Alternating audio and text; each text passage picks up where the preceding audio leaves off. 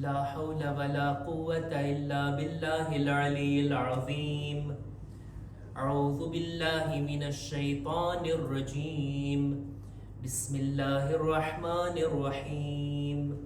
الحمد لله الذي جعل الحمد مفتاحا لذكره وسببا للمزيد من فضله ودليلا على آلائه وعظمته. ثم الصلاة والسلام والتحية والإكرام على خير خلقه وأفضل بريته حافظ سره ومبلغ رسالاته الذي سمي في السماء بأحمد وفي الأرض بأبي القاسم محمد.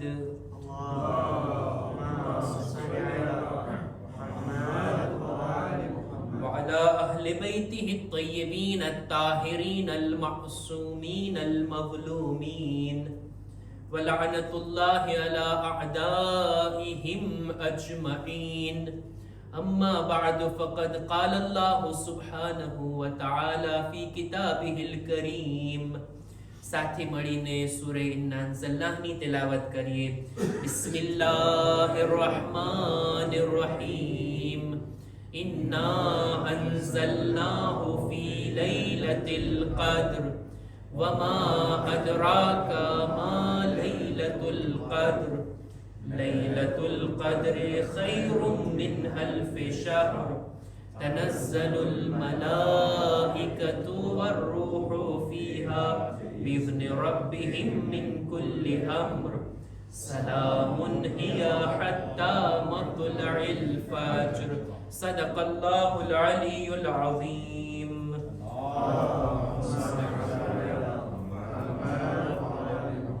قرآن مجید નો આ મુબારક સૂરો સૂરે કદ્ર કે જેની આપણે બધા તિલાવત કર્યા, ખૂબ જ ફઝીલત છે. નમાઝમાં પણ આ સૂરાની તિલાવત કરવામાં આવે. આ સૂરાની ફઝીલતના બારામાં હદીસમાં મળે છે કે રસૂલ ખુદા સલ્લલ્લાહુ અલૈહિ વાલિહિ વસલ્લમ ફરમાવે છે,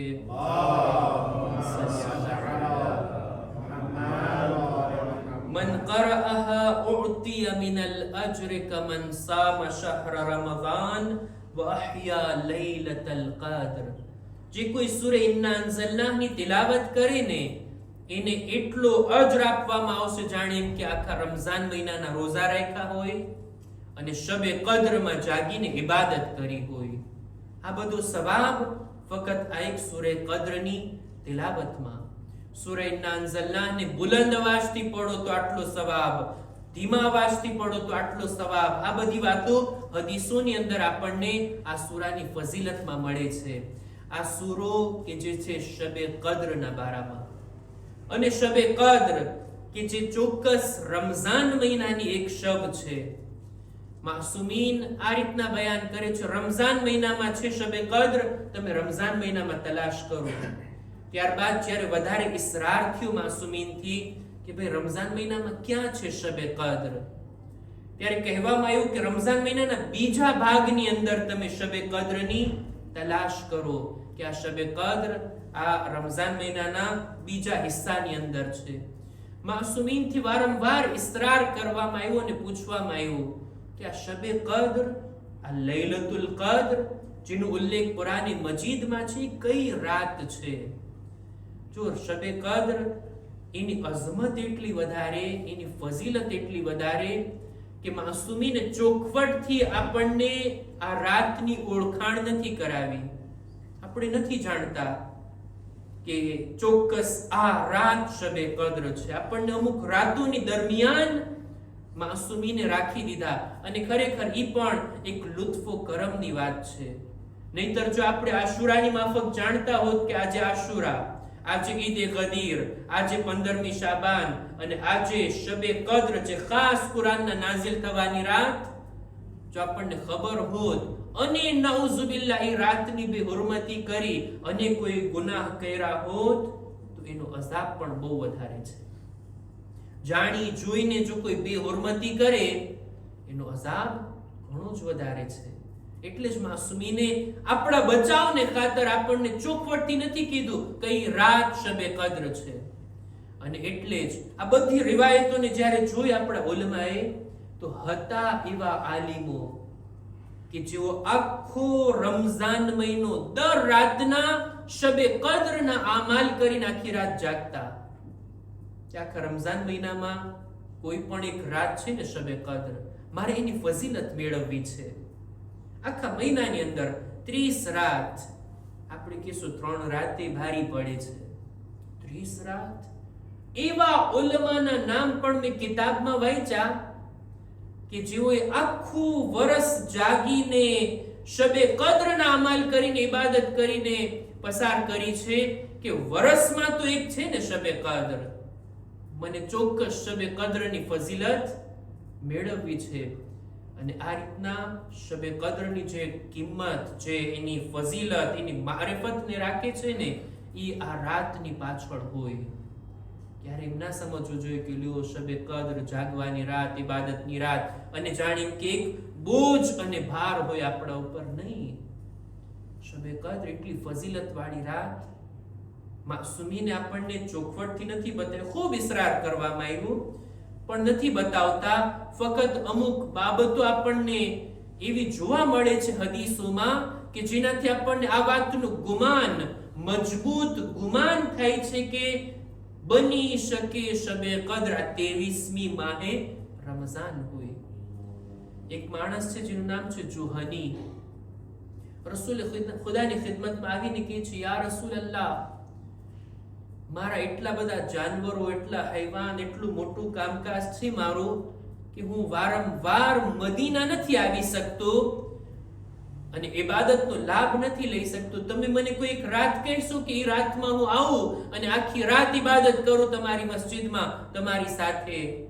રસૂલે ખુદાને બાજુમાં બોલાવ્યા, એને કાનમાં કંઈક કીધું, પછી ચાલ્યો ગયો.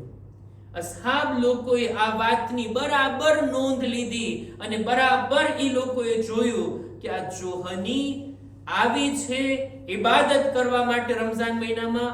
કઈ રાતમાં? 23મી માહે મુબારક રમઝાનમાં.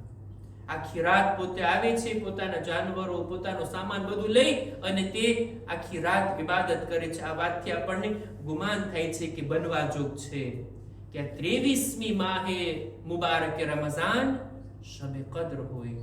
અને જો આ શબે કદ્ર હોય, કુરઆનના નાઝિલ થવાની રાત હોય, તો આ રાત ઈ રાત છે જે ખૈરુમ મિન અલ્ફ શહર, 1000 મહિનાઓ કરતા બહેતર.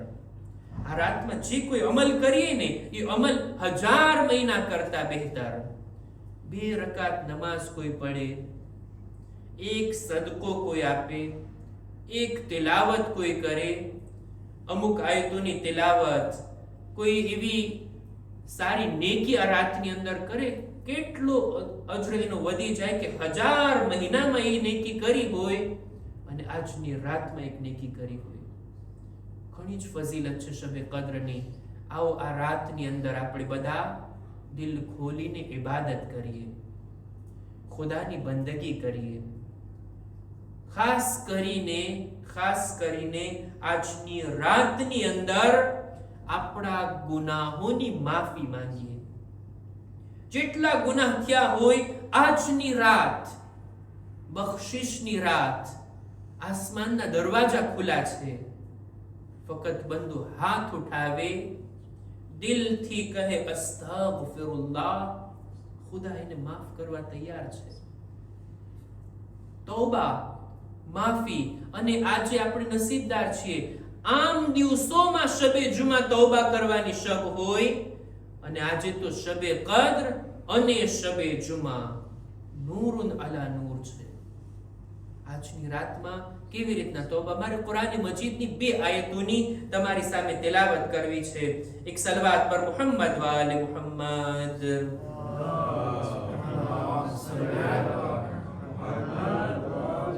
કુરાન મજીદની 2 આયતોને મારે પેશ કરવી છે તૌબાના બારામાં. જો તૌબાનો તરીકો ખુદાએ ખુદ કુરાન મજીદમાં આપણને તાલીમ આપ્યો છે. સૂરે તૌબાની 102 નંબરની આયતમાં ખુદાવંદે આલમ અમુક લોકોની વાત કરે છે કે વઆખરુના ઇઅતરફુ બિઝુનુબિહિમ, અમુક લોકો એવા છે કે જેઓ આવીને પોતાના ગુનાહનો એતરાફ કરે છે, પોતાના ગુનાહની કબૂલાત કરે છે, એને કરેલા બુરા કામોને આવીને બયાન કરે છે. ખલતુ અમલન સાલિહન વ આખર સય્યઆ, એના આમાલની અંદર નેકીઓ પણ છે અને બુરાઈઓ પણ છે. બે વસ્તુને મિક્સ કરીને આ લોકો આવ્યા છે, પણ આવીને એતરાફ કરે છે. જો ગુનાહ કર્યા બાદ બંદો જો ભૂલી જાય, જાણે એમ સમજે મેં તો કઈ કર્યું જ નથી, આવો બંદો, અને એક બંદો જે ગુનાહ કર્યા બાદ પછતાય, એને યાદ રહે અને ખુદાની બારગાહમાં આવીને કબૂલ કરે, ખુદાએ મારાથી આ ભૂલ થઈ ગઈ. આ બંને બંદા એક સમાન થોડી છે. આવીને એતરાફ, જો આ વાત પણ એક ખાસ છે, ક્યારેક મુસલ્લા પર બેસીને આ અમાલ કરવા આવીએ ત્યારે પણ બેસીને એતરાફ કરીએ, કબૂલ કરીએ, ખુદાએ મારાથી આ ભૂલ થઈ, ભૂલ નહીં, મેં જાણી જોઈને ગુનાહ કર્યા, મારાથી આ ખતાઓ થઈ, બોલીએ ખુદાની બારગાહમાં. જો ખુદાની પાસે, હા, મોલાના પાસે નહીં. આપણે ત્યાં આવો કોઈ જાતનો કાયદો નથી કે આપણા ગુનાહ બીજાને જઈને આપણે રાકોન્તે કરીએ, બીજાઓની સામે પેશ કરીએ. નહીં, નહીં, કોઈને ના કહેવાય.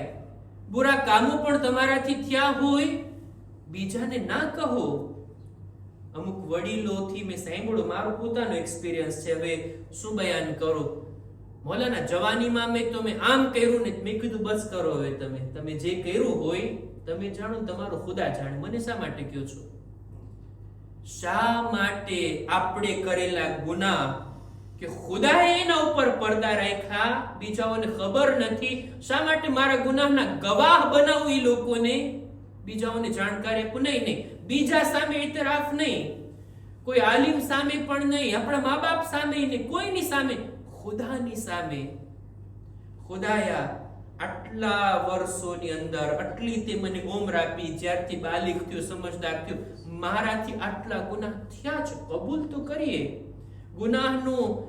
ગુનાહની તૌબા કરવા માટેનું પહેલું પગથિયું એતરાફ.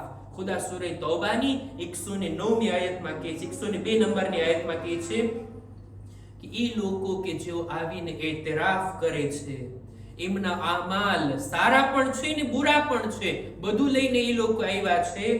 અસલ્લાહુ અન યતુબ અલૈહિમ, ઉમ્મીદ છે એવા લોકો માટે કે ખુદા એ લોકોને માફ કરશે.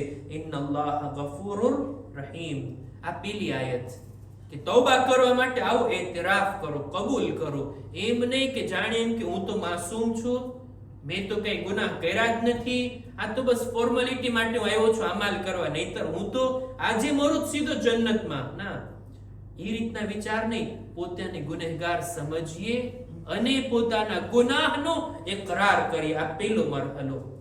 બીજો મરહલો, અમુક ગુનેહગાર લોકો આવે છે રસૂલે ખુદાની ખિદમતમાં, રસૂલની પાસે આવીને તૌબા કરવા માટે.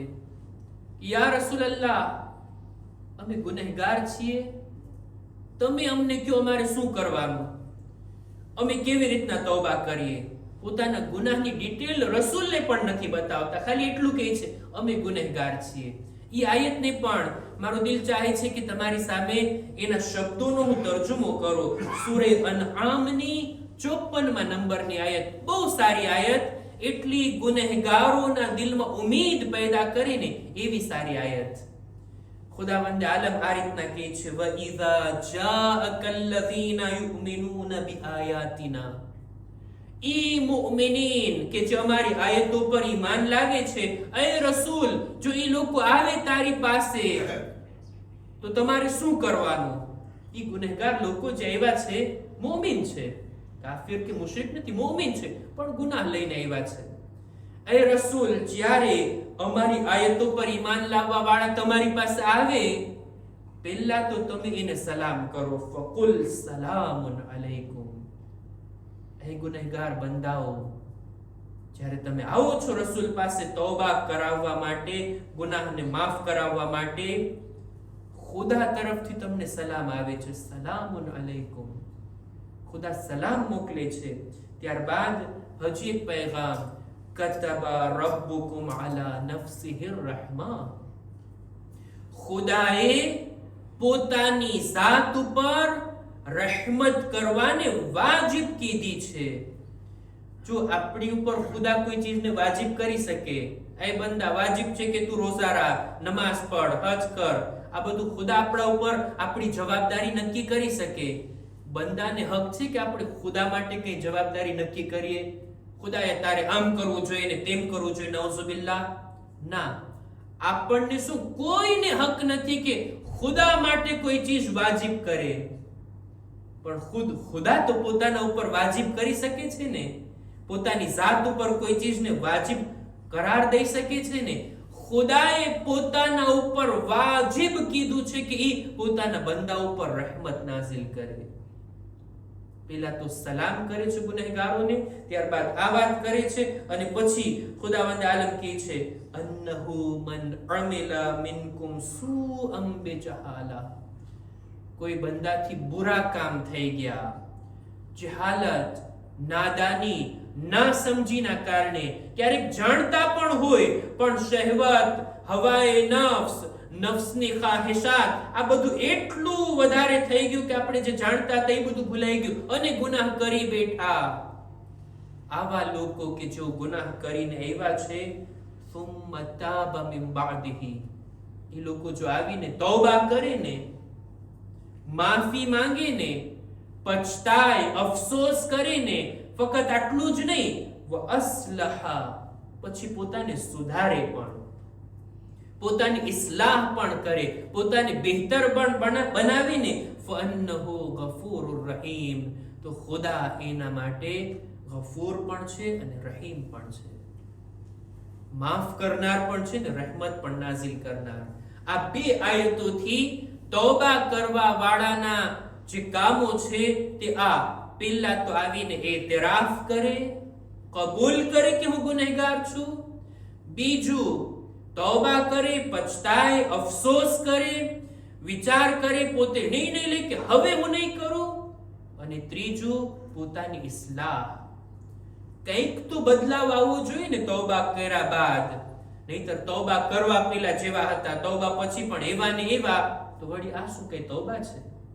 કંઈક તો ફેરફાર આવવો જોઈએ, કંઈક તો બદલાવ આવવો જોઈએ. પોતાની ઇસ્લાહ, પોતાની અંદર કંઈક ઇન્કિલાબ આવે, રિફોર્મ આવે, તો પછી એને કહેવાય ખરી તૌબા કરવા વાળો. આ રીતની જો કોઈ તૌબા કરે ને, ખુદાની તૌબા કબૂલ કરે છે આજની રાતમાં. શરત છે કે કઈ ફેરફાર આવે. આપણે બધા આજની રાતમાં એવા છીએ ખુદાની બારગાહમાં, જે આપણે અમાલ કરશું હમણાં, અને એની અંદર ખુદાની પાસે જે વાસ્તાઓ આપીને, જે તવસ્સુલ કરીને, ખુદાથી જે કંઈ આપણે તલબ કરશું, જે કંઈ માંગશું, એની અંદર સૌથી પહેલી આપણી માંગણી આ હશે. જે દુઆઓ આપણે પઢીએ છીએ કુરાન ખોલીને, એની અંદર આપણી માંગણી આ છે કે ખુદાએ અમોને જહન્નમના અઝાબથી છુટકારો આપ. મતલબ એ થયું ને કે અમારી તૌબાને કબૂલ કર, અમે અમારા ગુનાહના કારણે જહન્નમી થયા છીએ, અમારી તૌબાને કબૂલ કર, જેથી અમારા માટે જન્નતના દરવાજા ખુલે. સાચો તૌબા કરનાર આપણે બનવાનું છે આજની રાતમાં. અને અર્થ કર્યું, તૌબા કર્યા પછી ફેરફાર, કંઈક બદલાવ આપણી જિંદગીમાં આવવો જોઈએ. શબે કદરના અમાલ કર્યા બાદ, અહીંયાથી ઊભા થયા બાદ, હવે મારી અંદર જો ફેરફાર જાણું, સમજી લેવું મારી તૌબા કબૂલ. એક હદીસ પડીને હું મારી વાતને પૂરી કરું. રસૂલે ખુદા સલ્લલ્લાહુ અલૈહિ વસલ્લમ ફરમાવે છે,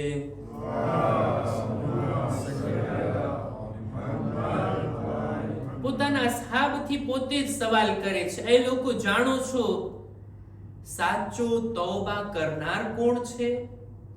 એ મારા અસહાબ, શું તમને ખબર છે? અતદરૂન મનિત્તાઇબ, તૌબા કરનાર કોણ છે? ખરો તૌબા કરનાર?